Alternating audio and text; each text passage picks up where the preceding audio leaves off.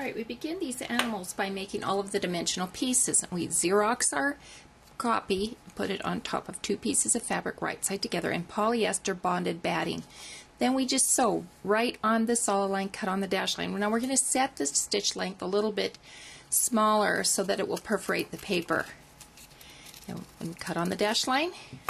Because it's perforated, we can just take that paper right out. Then we'll turn the pieces right side out. Now here are all of our little cow pieces. This snout piece was sewn all the way around, and that's sewn on the solid line, cut on the dash line, and then to turn it right side out, we slit 1 layer of fabric, and that will allow us to turn that snout right side out. That's the only way we can get the nice smooth lines all the way around these pieces. There are several pieces like that. The chicken head, the little fluff on the top of the sheep, quite a few. So if it's the solid lines all the way around, that's how you make the turn it. Now this cow neck looks strange because you sewed on the solid line, cut on the dash line, so everything's open except that curve of his neck. But that's just fine. That's how it works. You're going to take the paper out, turn it right side out, and press that cow neckline neat. You maybe don't want to use a really hot iron because it will flatten your batting. Just use a warm iron. And you make all of your pieces. Here's our little pony. Now on this one we're going to stuff the cheeks a little bit more. A lot of them are done that way. You just give them a little extra dimension.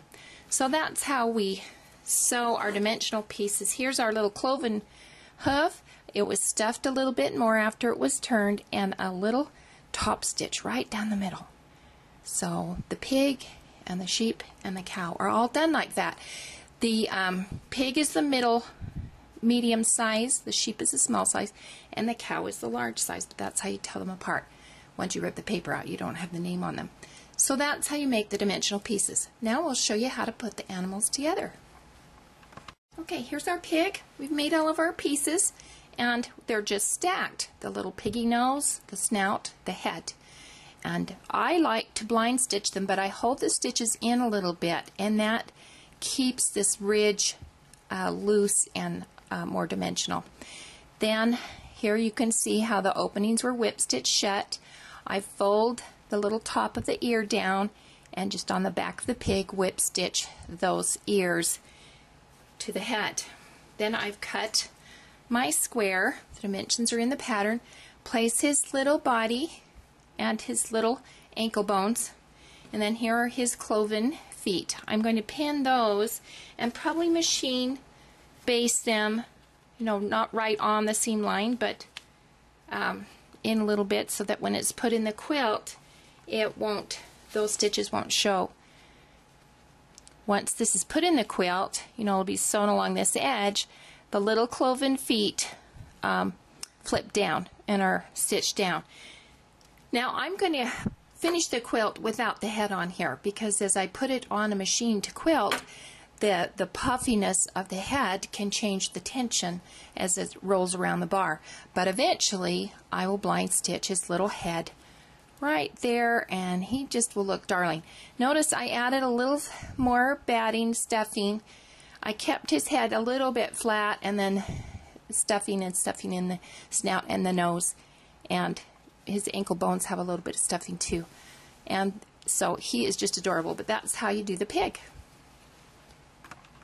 And we've got our little lamb. We've cut our square again, placed his fluffy body and his little ankle bones up like that, and then we're going to put his little cloven feet on top of that. And again, once it's sewn into the quilt, those little cloven feet will fold down and be tacked down, so they'll hang below the block.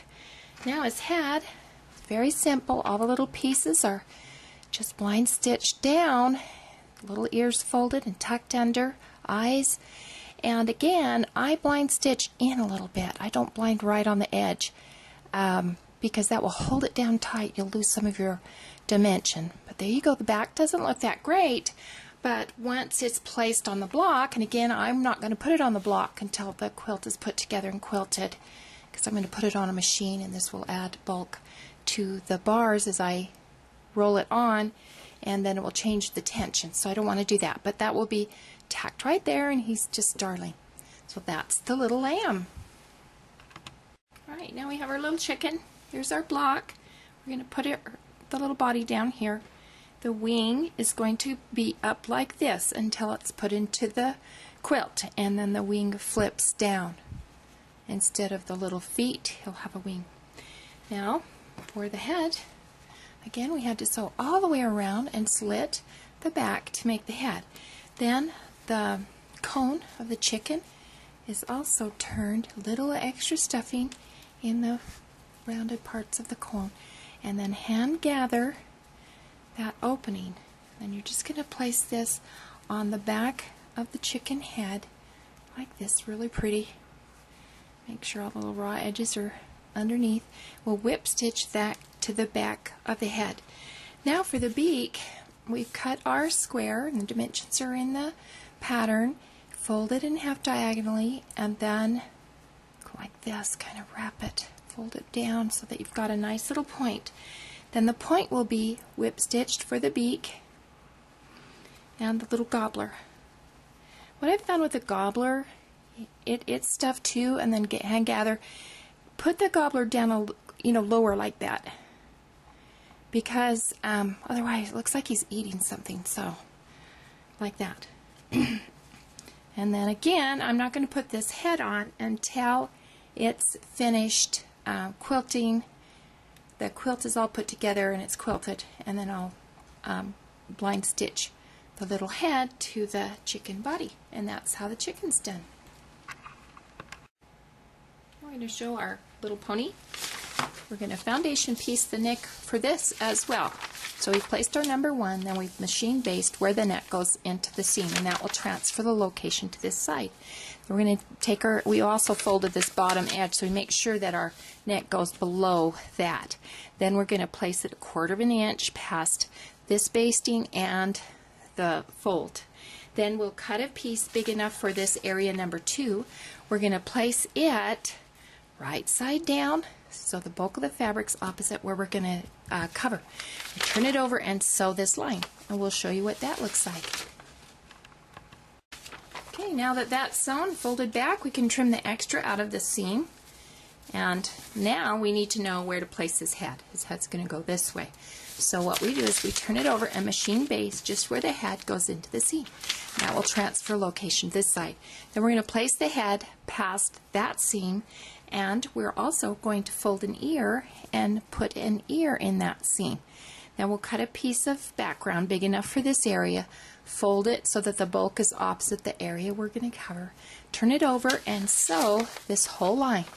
And that will fold back and cover that area. Then we're ready to sew or to cut on this outside area. Now we don't cut on the line, we cut 1/4 inch past that line. And then we'll show you how to do the mane. Okay, now we have finished piecing our little pony. We've cut 1/4 inch past our solid line to give our seam allowance. This was stuffed a little bit more, and so there's a little sewing here to make him smile and a button added. Now we're working on his mane. This is a 3-inch strip of 45, and then we sew it right down the middle. It's folded in 1/4, sewed down the middle, and then we're going to just cut little 1/2 inch increments. Then we're going to throw it in the wash, get it wet, throw it in the wash, let the dryer agitate it until it blooms, and it really looks cool. Then after this is put into a block, we will then blind stitch this to the back of the pony like this. Of course, this will be all bloomed. Now if there's extra, just snip it off, that's okay. And then the other ear will be tacked behind there, and then we're going to put again the little knee bones and then the hoof on top of that. We'll do 2 of those, and then when it's sewn, the little hoof folds down. And that's our pony.